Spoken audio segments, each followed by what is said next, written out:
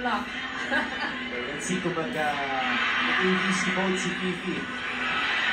Just a little bit of this action. Ayan na si Fifi. Oh! Wow! Smart move. That's why she's the reigning MVP. She just has to get past through Fifi Sharma.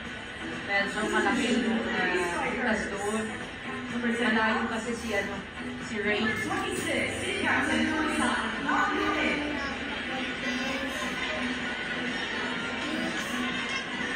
Nawasa sa nagsulat. Dario nagbabalik sa ating laro.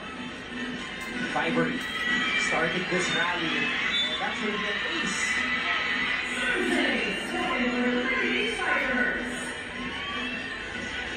That's an ace for Fibery. Let's see if she can get back-to-back aces here.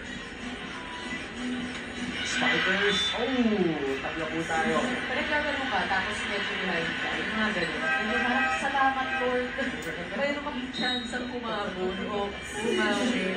O sana, tama ka eh. The momentum shift. Hopefully it happens here. You hold on to those little things. Angie Salvacion.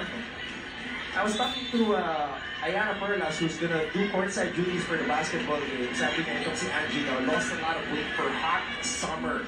But she feels like instead of getting weaker when she lost weight, niya mas lumakas pa raw yung katawan niya. It looks like she can play. Defending against Ay, short. Meron kaya kayong paso. Dito. Ladies center to get a point. Ikaw ba, Greg? Are you feeling the urge to do what you want to say? I know you're doing a lot of things, but now watching these young athletes and artists play. Sakita to. From time to time nga, naglalaro tayo, pero marami. Wow! Pag kumita tayo sa mga probinsya, nakikilala tayo, tapos ang gagawin ng mga volleyball players. I mean, magugulat ka na lang, marunong sila from the farthest places. And they know the players in PPL.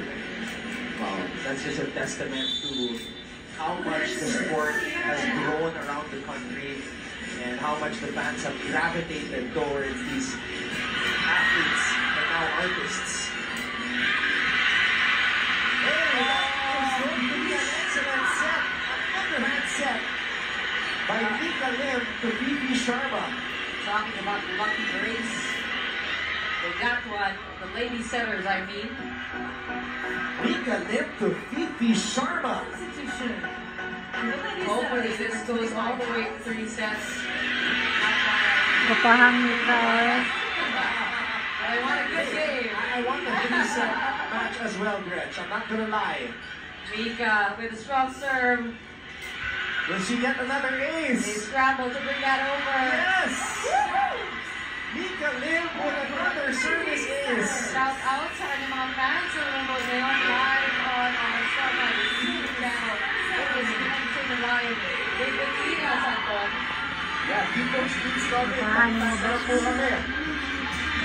Mika Lim. Hindi kayo pinapahiya ng Gusto ka? kabato ninyo dahil marunong na marunong po siya maglaro.